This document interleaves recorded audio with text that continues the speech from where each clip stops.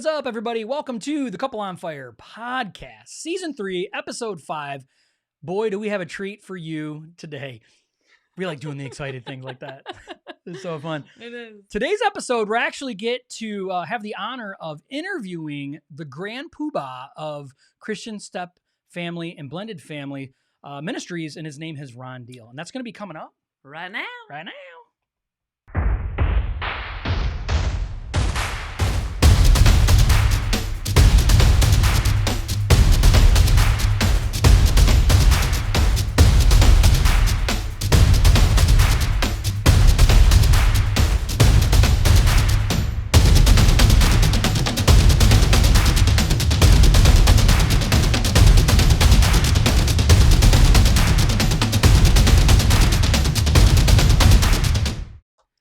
And that is only 17 days away. It's coming up. And what a better episode today than that would go perfectly with this event that we have coming up. I mean, it is about blended families. The event today is about Ron Deal, which is about blended families. Do you have anything you want to say before we get to He's rolling? amazing. Like, I am so excited and so excited that he is on our podcast. Yeah, it's super excited. So without further ado, we want to introduce you to the man, The myth, the legend. Ron Deal. So everybody, I would like to welcome Ron Deal to the show today. Welcome, Ron. Hey guys, great to be with you. Thanks for having me on your podcast. Yeah. Thank you so much for being here. You know, the wonderful thing, we've been building up a little bit about this, and a lot of people don't know who Ron Deal actually is. And we do have quite a few listeners, and we have a lot of listeners that understand our background about being part of a blended family. But do us a little favor and kind of give us a snapshot, a little window looking into who Ron Deal is. Well, man, I'm the odd duck. So, you guys are the real experts because you're living this life. I am an outsider looking in, trying to offer a little guidance. My wife tells me I'm the male obstetrician of the step family world. Now, any of the women out there who had a child with a male obstetrician, you understand what I just said. And the men are still trying to figure it out. But what that means is we had 3 boys, all with male obstetricians. Like you would think, why would we even bother going to a man? He doesn't know what it's like to carry a child. Well, he does understand a little something about the process. And that's what I do. I didn't grow up in a blended family. I don't live in a blended family now, but as God would have it, I've spent the last 28 years of my family ministry career focusing in on the blended family journey and experience. And so I've just been blessed to come alongside other people and, kind of build some momentum and some resources for churches. And, at this point, I run the largest ministry for blended families in the world. So it's a thrill to meet you guys. Love what you're doing. We need tons more people like you out there. So go get them. Hey, that's a wonderful thing. So, Christy, why don't you go ahead and kick off with the first question that we have for Ron today? Yeah. So how do you think how it played out that God led you? Because I'm sure it transpired over time that you ended up counseling specifically that niche, the blended families within the Christian community. Well, first of all, let me just say my heart is for families, period. My first job, I was a youth minister, and I spent 5 years working with teenagers and figured out real fast I didn't understand enough about family and family systems to really be able to help kids. So I went back to graduate school, got a degree in marriage and family therapy. But the whole time I was thinking, how does this translate into local church ministry equipping of couples and families of all shapes and sizes? And I came out with some really good clinical training about step families. Well, when I went back into local church work, I thought, we're doing marriage enrichment, we're doing parent training. We ought to do single parent ministry. We ought to help people transitioning in and out of divorce. We ought to help people in recovery. We ought to help people in blended families. I was just naive enough to think that the local church could handle all of that. And I got to tell you, we, was involved with a couple of churches that did some great things. And we really had a dynamic family ministry that was very comprehensive. And it was in the middle of that I discovered the benefits of small groups for blended family couples, for example. And how do you do the politics of church in order to have a blended family ministry? And it was just at a time when hardly anybody was really writing about this in the family ministry field. And so I found myself in the mid 1990s beginning to write and speak about this. And before you knew it, it took over my life. And what I mean by that was I love seeing lives changed. And it turns out there was just hardly anybody trying to think about this from a Christian ministry standpoint. And I found myself in the middle of that space. So I just trusted God with the journey. And here we are now 25 years later. So that's pretty much it. Yeah, so it's funny when because I'm on staff at a small portion at a church, a local church, and we have about 500 or 600 people that go to this church, and it's really funny to see the inner workings and dynamics of ministry when it comes to, like, we want to make sure that we're able to help as healthy as we can as a church, help people, in the best way that we're capable of doing, and it's amazing to see how the blended or step families are really kind of an afterthought. It's really not even really thought of, right? A lot of times you're like, I remember we talked to Christy's sister one time. We said something about blended families and step families and stuff. She's like, well, we don't have anybody in our church that says that there's anything wrong with that. And it's amazing to say, well, there is, trust me, because we are one and we get it, but it's almost an afterthought. So it's really interesting to see how God has really led you into an area that has just, it's like, it's just blooming in a lot of ways. Like you said, there's so much need for people to really get involved in this. So it's pretty awesome. Yeah. And I read your book, and I recently read it just within the last couple months. And now our kids are 24, 19, 18, and 17. And we got together when they were 14, 9, 8, and 6. And I'm like, man, I wish I would have had this book back then, because man, we did so many things the hard way. And I wish that we would have known about, because and it's all true. Like, we've all done it, we've been through it. And then I listened to your book. I'm like, yes, I wish I would have known it. Yeah. Well, I appreciate that. And here's the thing. For years, people complained to me that there's just no Christian resources for step families. And it was true.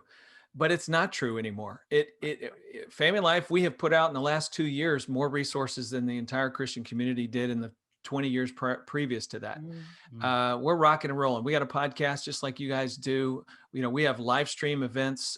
Every April, we do a live stream worldwide event. We already have people registered from Chile, Argentina, UK, and Australia, and where else? A few other, Colombia, for this year's event. And we're bringing church leaders together every fall. We do a summit on step family ministry where we're equipping leaders like you guys and others to lead lay groups, but also to help pastors and youth workers understand. And Josh, back to your point about, well, we don't have any blended families in our church. And I think there's a number of reasons why the church has struggled to step into this arena. Some of them are very innocent. A couple of them are theological. When I say innocent, what I mean by that is, I think a lot of times pastors are just not quite in touch, especially larger congregations. They just don't really know the backstories of the people who are walking in the door. And I do think it's possible that some churches, quote, don't have any step families in their church because of the way they carry themselves as a congregation. No step family would want to go to that church. There's quite a bit of judgment and shame that can be communicated from the pulpit without pastors even realizing they're doing it. And so I think sometimes that's true. It's more often not true. Most of the churches that I'm speaking at these days are telling me that 40 to 50% of their congregation has some sort of step complex family dynamic going on in the mix. And that brings about another thing, the way we define step family. A lot of pastors just assume this is a marriage, divorce, and remarriage story. Well, I got news for you. There is post-death blended families, and that is on the rise because we're living longer. And so we are hearing from lots and lots of people over the age of 65 getting married and forming 3 generations of step in their family story. And the other one, Josh and Christy, that I think you'll be really interested in, a new stat just came out 2 months ago that I'm sharing with everybody I can. 15%, you ready for this? 15% of first marriages in the US today form blended families. Has nothing to do with divorce or the death of a spouse. It has to do with out of wedlock pregnancy, a marriage to somebody who's not the biological parent. It's a first marriage for both husband and wife, but it's a blended family. If your definition of blended is narrow, then you're not seeing the complete picture. Yeah. And you're not thinking generationally. Here's the last perspective I would give your listeners is help your pastors to think generationally.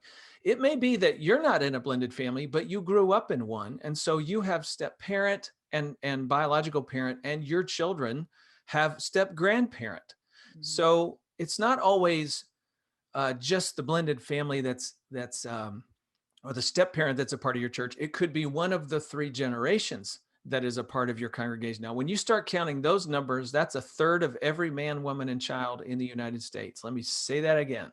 1/3 of every man, woman, and child in the US has a step relationship.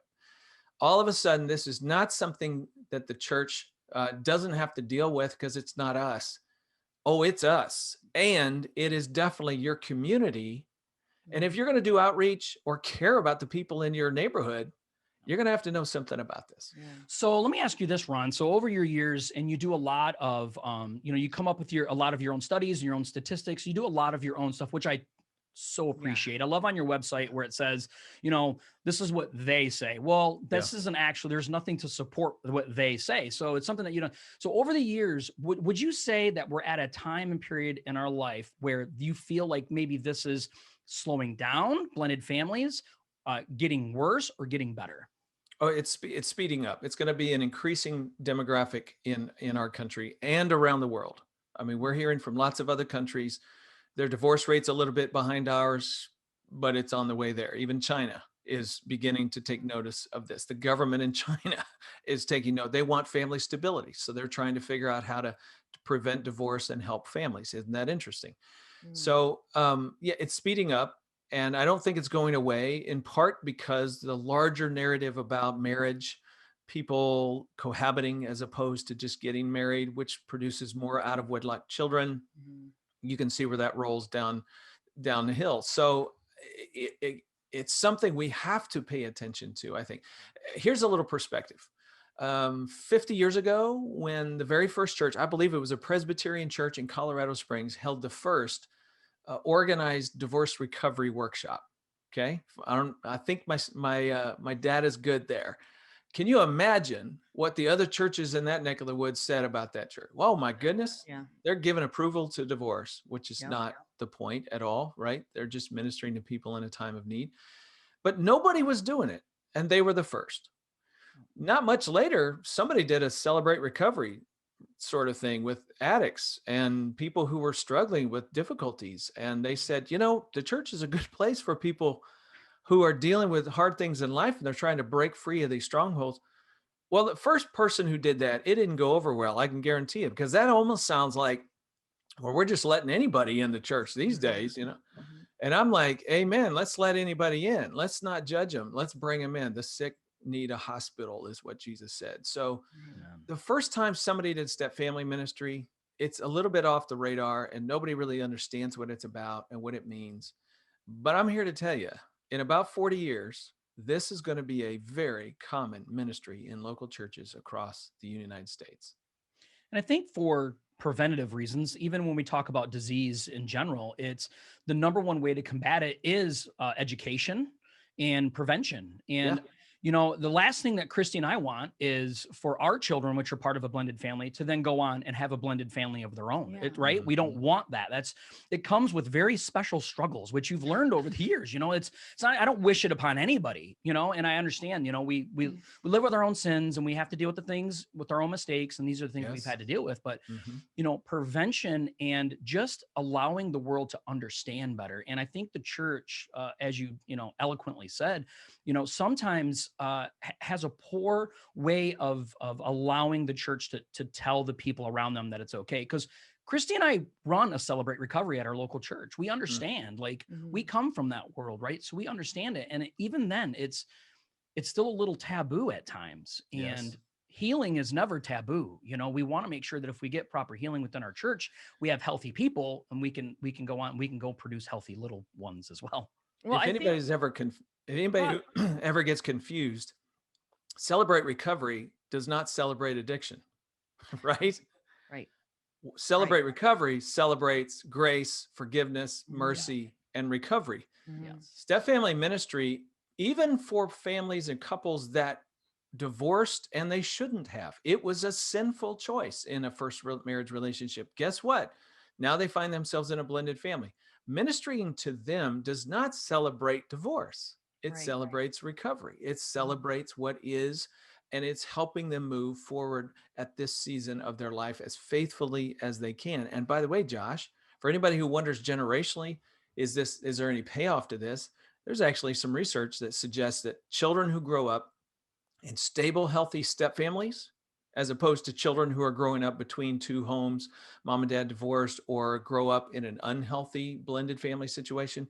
Children in healthy blended families have a greater likelihood of choosing one partner for life when they become adults. They Mm. choose better partners and they have higher marital satisfaction in those first marriages. In other words, we can take back God's design for the home in Mm. one generation. And the mitigating influence to make that happen is a stable, healthy, blended family. It's not plan A, but plan B done well means we get more plan A. Yeah. That's so good. Mm-hmm. That's so good. You know what? When you over your time have noticed, you've counseled a lot of people in your time, and Yeah. specifically blended families. If you had to pick the one massive issue, the singular, and I'm sure there's a lot, but what if you had to think of the singular biggest issue that's within blended families? What is it? Why is it? And how is it that you help combat that with people? Man, that's a great question. And I've wondered about that many, many times. And I really do have a hard time kind of narrowing this down to one Mm. thing. And really that speaks to maybe this is the one thing. There's not one thing. There's not one thing that you have to warn people about or help them be attuned to.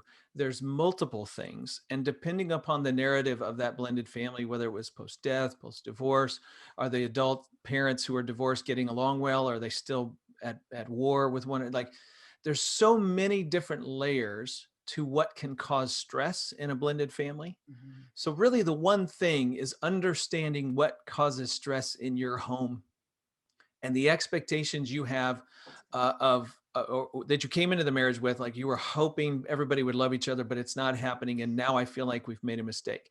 Like when the stress comes, it's somewhat normal and developmental. In order to create familyness, I like making up words, by the way.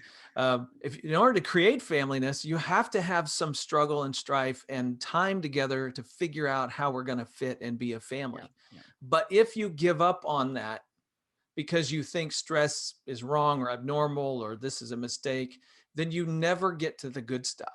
That's the thing I tell people. Stress is going to be there for one reason or another. How you manage it is what makes a difference in the pace at which your family comes together and how Mm-hmm. thoroughly your family comes together. But at the end of the day, if there's one if there's one gift I would give the adults listening right now, your hope and expectation that everybody will get along is a good thing. Pursue that, chase it, pray about it. But you can't make a 16-year-old love anybody. No. Period. No. And and so the more you try, the less it is likely that you get it. That's the paradox. Mm. It's learning how to see it for what it is, understand what that 16-year-old's wrestling with, come alongside them rather than be working against them, trying to force them into some love relationship they don't want to do. Come alongside them, walk with them, and then enjoy what you get. And that's not to say give up on hoping for more. That's simply to say today it is what it is. Mm. Tomorrow it can be a little better. But if you're constantly feeling like a failure and pushing this other people to get along so you don't feel like the family is a mistake, then all you do is make it worse. So it's recognizing that journey, settling into the journey, and getting as smart as you can about the journey so you manage it as well as you can. Yeah.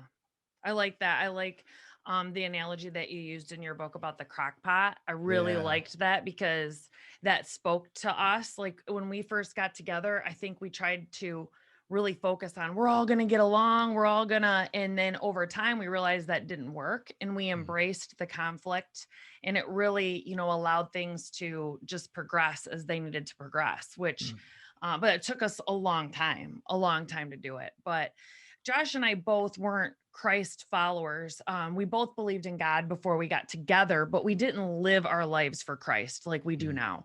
And when we got together and we started going to the church, like I say, we were baby Christians, you get all gung ho, like I'm going to read the Bible, I'm going to read through it, I'm going to get my devotional, and I'm going to read through the Bible in a year.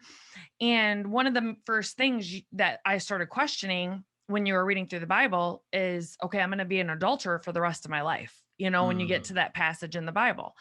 And God kind of led us into this ministry because that's one of the biggest questions we've gotten from our friends that are getting ready to get remarried, our friends that have gotten divorced, is they say, how do you and Josh feel about your marriage? Because the Bible clearly states this, this, and this. And we've, until we came across your material, we had to go with what we've experienced in our own life, what God has blessed our marriage with, and the fact that God forgives all sin. And sometimes you can feel like as a blended family in the church community that it is the one sin that's not forgivable. Like, yeah, he forgives you, but you can't be allowed to be a leader in the church. So that leads to the next question. What would you say to churches about how important offering tools for blended and step families are for them to have, the resources for them to have within the walls of the church? Great question. I feel the need to just say something about your experience of going to be an adulterer the rest of your life. Let me just pull back because this is tied together to the question you're asking about churches. I want church leaders. We teach at our Summit on Step Family Ministry every year in the fall. We do an event somewhere around the country equipping leaders. There, we videotape and audio tape all the back years, and it's all available online. So, I mean, there's more than enough resource out there for people who want to learn. But one of the things I want them to see is you need to do your homework around the theology of marriage and divorce and remarriage, because of so many blended families do have that story to them. And you need to have a sense as a leader in your congregation, how your church is going to handle that. Because that will then inform the practice of the blended ministry, the scope of the ministry, what you will do, what kinds of activities you will not be involved in. I don't personally believe that anybody's living in a perpetual state of adultery. I do think people should not have gotten divorced, and there are people who should not have gotten married. But once you are, you is. Yeah. And you have now made a commitment and a covenant, and I'm going to help you live up to that. I do think even scripturally that present indicative in Matthew 19, you commits adultery is a one-time act. It is not an ongoing, everyday part of your life adulterous relationship. I don't believe that that's a good reading of the text. It's okay if leaders disagree. They just need to know what their stance is and then determine ministry based on that. That's really important for churches to do, step one, because until the pastor has a lot of confidence that this ministry is upholding the Bible the way we would want it to be upheld, they're not going to bless your ministry with budget or time or marketing from the from the pulpit or on the website. So you got to get that settled. All right.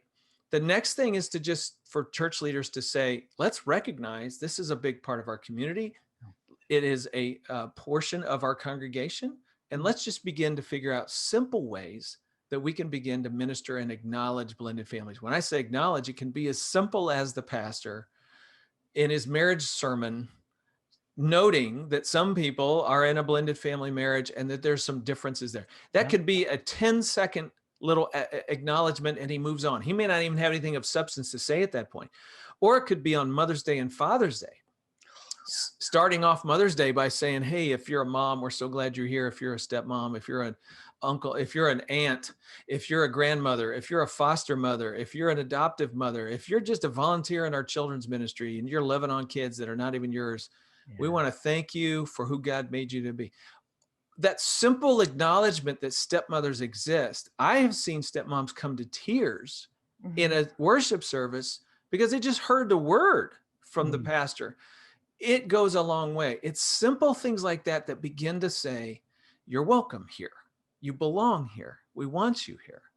Now you can get down to the weeds and you can have small groups and you can have, fellowship meals and activities. And we've got churches that do retreats for families and blended families. Like Yeah. you can run the gamut at that point of different specific ideas, but it starts with that basic acknowledgement. So when you started out in your journey, and even today, I mean, do you find, okay, first off, we've recognized early on in the show that there's not enough of this going on in the local church, right? So my question to you is do you still feel like you get a ton of pushback from churches when you are trying to offer this as something to come into the church and give them and offer them as a resource? Really, no. I mean, I work for a large international ministry, and I'm on the radio, a national radio broadcast on a regular basis. We have our own Family Life Blended podcast. Love it. Family Life is in 105 countries around the world. I don't get a lot of pushback. Now, it could be that those people just are not talking to me, right? It could be. Every once in a while, I get an email. But by and large, no. I think, and here's the thing I would say. It's not that pastors don't care. I think by and large, pastors just don't know what they don't know. Right. Let me tell you a quick story. This morning, I had a little eye infection. And so I texted an optometrist friend of mine and said, hey, let me send you a pic. Isn't that cool? I sent my friend a pic of my eye, this gunky kind of, and like, hey, do I need to see somebody? And my big question is, do I just need a regular doc or an optometrist? And the text comes back, oh no, you need to see an optometrist, because I've sent a lot of people I know have gone to their basic family practitioner and they didn't get the right treatment. Mm-hmm. All right, here it is. Churches often treat blended families like their biological families. Mm-hmm. Yeah. They give the same advice to a stepdad that they give to dads. They give the same advice to a couple about parenting as they give to a first-time married couple raising their own children. And some of the advice is helpful, but many times it is the wrong treatment. It does not take into consideration the dynamics of the blended family. And so the people walk out with this false sense of security and the wrong answers. And then the stuff backfires on them. Yep. And they don't understand why, and the pastor doesn't understand why. Mm-hmm. Okay, when pastors come to get trained and when they learn, oh man, there's a whole lot that's going on under the surface in this family dynamic that I didn't understand, they do a better job of ministry. It's not that they don't care, they just didn't know what they didn't know. But once we raise their awareness, by and large, I find most pastors are more than willing to learn something so they do a better job in premarital counseling, or so that their children's ministry is actually sensitive to the fact that kids may be there one Sunday a month, and that has implications for that child as a part of that congregation. On and on it goes. They want to learn, and then they'll implement that wherever it is that they are able to. Yeah, I love that. Mm-hmm. So we've acknowledged this a little bit and Josh and I have been open with our children about it too, that God does not want divorce. Like once you get married, you need to stay married. God can heal anything. And God can heal anything. Yes. And it is a harder message to sell to your kids when you are living in a blended family. You've already been divorced and they see that as successful. So trying to explain to them, like, if you can follow the alignment of God's calling on your life from the beginning, your life's going to end up better, But how do you help blended step families that have divorced and now remarried overcome feeling like second-class Christians? Yeah. Go ahead. Yeah, well, I think the biggest thing is just teaching grace. I mean, honestly, sometimes I get frustrated with somebody who pushes back with what we said earlier about, well, you're giving blessing to people's sinfulness and divorce. And hey, look, people who have gone through a divorce don't feel good about it. Right. I mean, they're not hooping and hollering over that.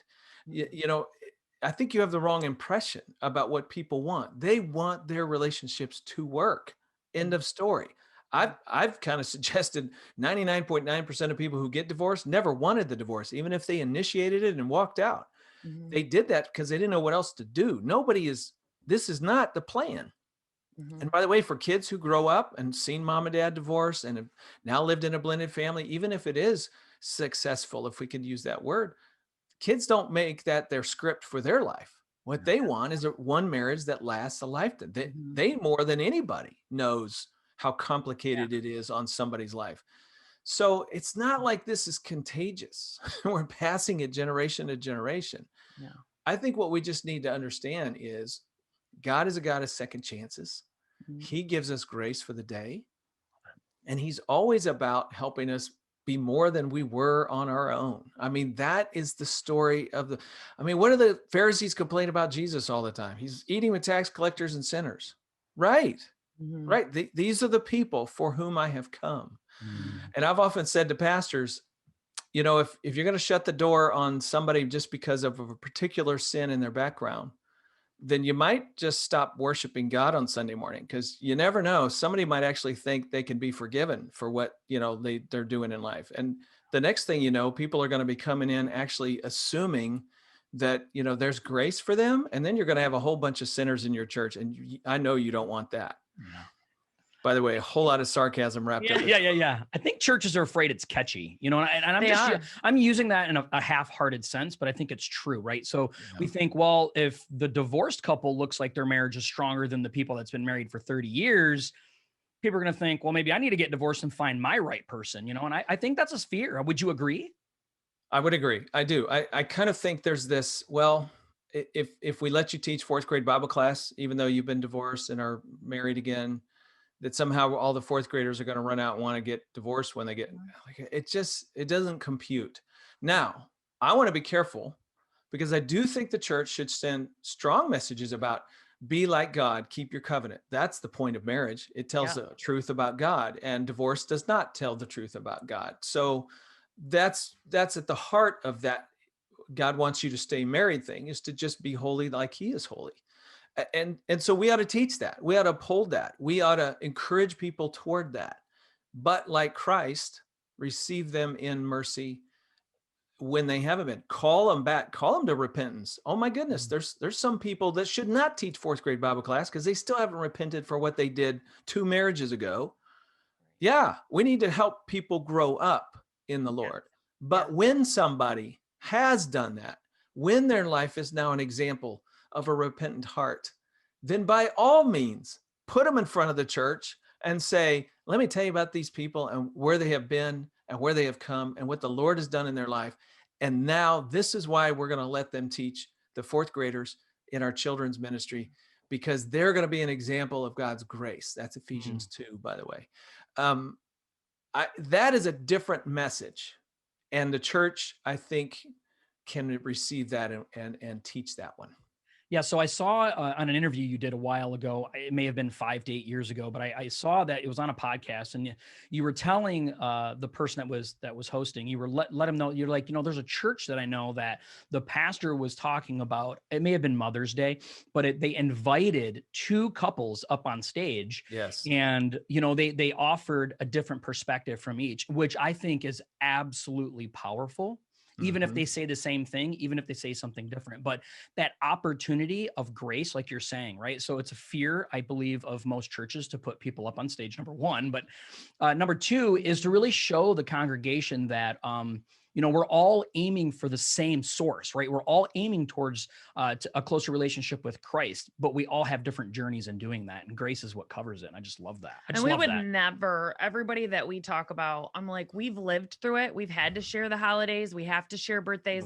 We would never encourage anyone to get divorced. Right. God doesn't want you to get divorced. I mean, divorce is hard. Being a blended family is hard. So everything that you can do to stay true to your marriage, you should do. Once you're out of it and you're remarried, you're there.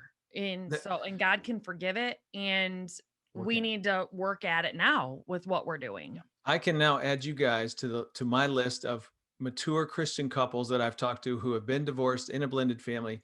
Every single one of them has the perspective that says, no.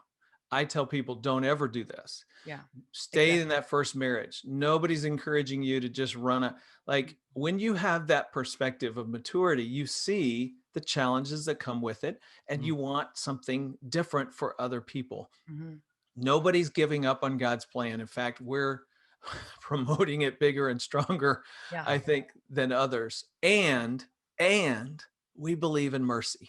Yeah. Yeah. So our last question, it's something that we always like to end interviews with. Our thing for our podcast is taking your faith, your family, and your future to the next level. But I want you to direct it towards blended family. If there's one piece of advice you could give the blended families that are on today, maybe there's somebody that hasn't remarried, maybe there's a single person, whoever it is that's part of a blended family. If you could help give them something that could help them just take their faith, their family, or future to the next level, what would it be? Yeah, I would repeat that principle. Get smart about this whole family dynamic. Learn as much as you can about it. That's why all my books, almost all of them, have smart in the title. The smart stepmom, smart stepdad, smart step family. Because as you come to see, oh, this is what we're wrestling with. This is what I'm feeling. This is what my stepchild's feeling. You're now better informed to decide how to respond to that. As long as you're naive or in the blind about it, you're just guessing. And often, like a pastor who doesn't know any better, you're applying first family principles to a second family dynamic. And occasionally it'll help. Most of the time it backfires. Yeah. When you learn that stuff, it really makes a difference for you. Of course, walking with Jesus, of course, discipleship is way high at the top of the list because he teaches you what love, joy, peace, patience, kindness, goodness, faithfulness, gentleness, and self-control looks like in a situation where a 17-year-old is saying, you're not my mom, I don't have to do what you say. Like that's the reality of, wow, what does patience look like? What does gentleness look like in that moment? That, of course, is huge for anybody. But then understanding the background and dynamics behind that will help you make the next step as well. Yeah, that's wonderful. Ron Deal, we want to thank you so much. It's really funny. When we refer to you to people, we call you the Grand Puba of I say Godfather. I'm like, he's the Godfather of Christian step families. No, we appreciate it. God has done amazing things through you, and thank you for allowing him to do so. Yeah. Families like ours are blessed because of it, and we know that it's not easy. I'm sure your journey has been interesting along the way, but thank you so much. If our people want to get in touch with you, if you want to direct our people to you somehow, in what way would you like them to come and contact you? You know, a couple of websites. Family Life is the organization that I work with. Familylife.com. Just click blended family and you're off and running. Familylife.com. And the other one, my personal website, is really a portal to everything I'm doing. Live events that I'm doing, virtual classes that I'm teaching online. You can learn about all of that stuff in one place, and that is smartstepfamilies.com. Smartstepfamilies.com. All right, we appreciate it. We know you got a brand new book coming up too, so make sure you guys get online, get on Amazon. You can pre-order it right now. I will make sure that I put a link down in the description. So thanks again, Ron. We really appreciate it. Bye. Thank you. God bless you guys. Thank you. What an incredible, incredible interview that was. You know, it's amazing sitting and being able to converse with somebody that has made their life work and study and counseling blended families, to be able to sit and really be able to just have conversation and listen to the wisdom that comes from him. Oh my gosh. It's reassuring for a lot of things in our lives. You know, it's been a rough journey, and I'm sure for many of you that we know that have blended families, it's a rough journey, but you know, it's just the beginning. Or it's just the beginning. But there's hope, you know, and that's the beautiful thing is there's hope, and God wants to bless the marriage you have today. God wants to honor him with the things that we do today, right now, you know, and we can feel whole with that, even though it's really easy to feel like a second-class Christian, you know, as someone that's been divorced, or, you know, maybe you did have a child out of wedlock and then you got your first marriage. Maybe you are one of the 15%, but you know, that's just not the truth. You know, God loves us all equally, and we can honor him with what we have. So what an amazing interview. I love him. I love him. I love you, Ron. Like, he is so wise, and he says things so well. You can tell that he's been doing it for a very long time. You can tell that he's in his sweet spot, you know, the calling in his life. You can tell he loves the Lord. And he's just, everything that he says is done out of love. Like, he acknowledges and speaks truth on where the miss is in the church community. Yep. But he does so in love. And then the same with step families. Like, he wants to help step families and blended families come together. But he also acknowledges that, you know, divorce is wrong. But that doesn't mean that you're an adulterer for the rest of your life, or that you are, you know, going to hell for the rest of your life because of that. And I just really enjoyed his wisdom, a lot of it, his wisdom and discernment over his years of doing it. It is. And so we have a copy of his book right here, which we're giving away this copy coming up on, I believe, the 6th of April. We're giving it away. And we'll let everybody know where we'll be giving that away, because we're giving away 2 free tickets to our event as well. It's coming up. So we're going to be giving away a copy of his book. You can't have this if you're not going to the event. That's the only way to get it. I'm kidding. But it's important, right? So Christy read this book from cover to cover. I started listening. She listened to it, but she wanted to buy a copy of it because it was so impactful I want to highlight on her personally. And it's funny because she's, he'll sit and he'll start talking about, the way that stepmoms, are treated and the way that they're acknowledged or not acknowledged. And I can see my wife get teared up over stuff like that, because it's absolutely true. The recognition of the hard work that we put in, it's like we don't get any recognition. I mean, little as a stepfather, but even worse as a mother, a stepmother, because, moms have this special innate motherly, gift that God's given them, and they care for my child, someone else's child. They care and deeply love this child, but get zero of the recognition for it, or the zero reciprocation, of that. And it is so hard to do that. That's why community comes to be such a massive part of what's needed with blended step families, especially in the Christian community. Well, and I don't think necessarily because moms have such a motherly instinct about it. I know, thinking back, a lot of my awkwardness on Mother's Day within churches was we would have our kids there with us. And since I have a motherly instinct and I do love his children and my children, when they just talk about mom, mom, mom, mom, mom, I instantly feel about my stepkids how they feel. Like they're sitting there like, this is great. My mom's not here, And so it's like, it just as an inclusivity, is that a word? Yeah. Saying like stepmoms, if you're loving on your kids. I love that he said, if you're an adoptive mother, like you need to take in, that's the thing with blended families. You have to take in the whole picture. And the whole picture is the kids too. How are these kids feeling that are there with a step parent or an adoptive parent? It's important to say those things. And it takes like 10 seconds. To say, even when he said, they might not even have anything of substance to say at that time, just mentioning it. Yeah. And it does make a big difference. It does. Yeah. Like one of your superpowers, I think, in our family unit as a blended family is that Christy is very good about showering her love verbally, physically, hugging, kissing, doing these things. But I'm telling you what, like, I love how Ron said something about like, you can want all you want for a 16-year-old kid. Doesn't mean you're going to get in reverse, what you've put in. And I've watched that happen because I have an 18-year-old son, 19-year-old son now, and I've watched as we've grown for the last 10, 11 years. She's constantly looking at him and she's like, I love you, Joshua Michael. And he never says it back. He never does. But she doesn't stop doing it.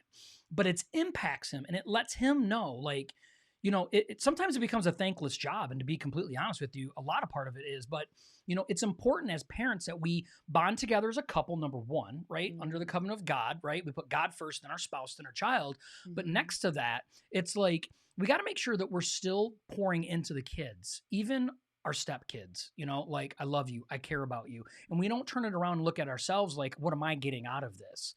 And that's a really hard thing to do because it's easy to feel defeated in that. And I think that's your superpower in our blended unit. Mm-hmm. I try.